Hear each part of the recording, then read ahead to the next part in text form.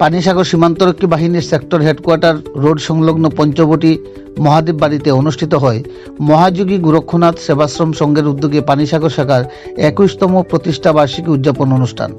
প্রতি বছরের ন্যায় এবছরও প্রতিষ্ঠা বার্ষিকী অনুষ্ঠানে উপস্থিত ছিলেন সুদূর উড়িষ্যা কেয়ার ব্যাংক মঠ থেকে আগত যোগী গুরু মহন্ত শিবনাথজি মহারাজ। যোগী গুরুর আগমন উপলক্ষে 5 জানুয়ারি থেকে শুভ অধিবাসের মাধ্যমে প্রতিষ্ঠা বার্ষিকীর সূচনা হয়। পরবর্তীতে 6 জানুয়ারি সকালে যোগী গুরু শিবনাথজিকে সুসজ্জিত রেলি সহযোগে জলাবাসা থেকে পানিসাগর গোরক্ষনাথ আশ্রমে নিয়ে আসা হয়। 21তম প্রতিষ্ঠা বার্ষিকী উৎসব উদযাপন উপলক্ষে যোগীজির উপস্থিতিতে শুরু হয় মহারুদ্রযজ্ঞ।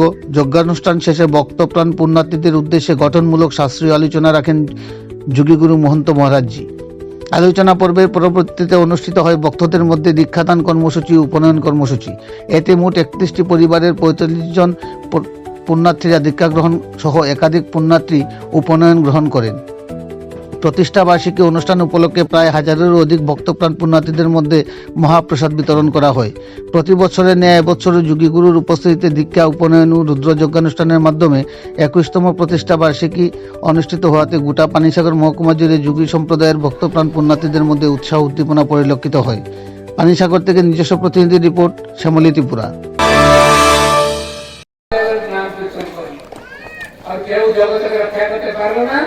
শিবই রক্ষা করে বললে তো আরো লম্বা ভাষণ হবে। এখন আমি বেশি বলবো না, একটা কথা বলবো।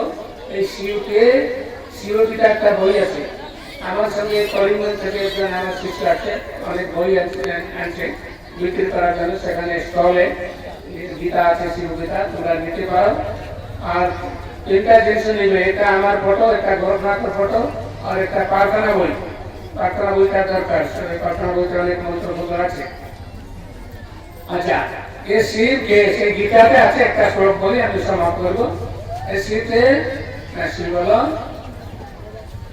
ভগবত গীতাতে ভগবান কৃষ্ণ অর্জুনকে উপদেশ দিয়েছেন, কিন্তু শিব গীতাকে ভগবান শিব রামচন্দ্রকে উপদেশ দিয়েছেন।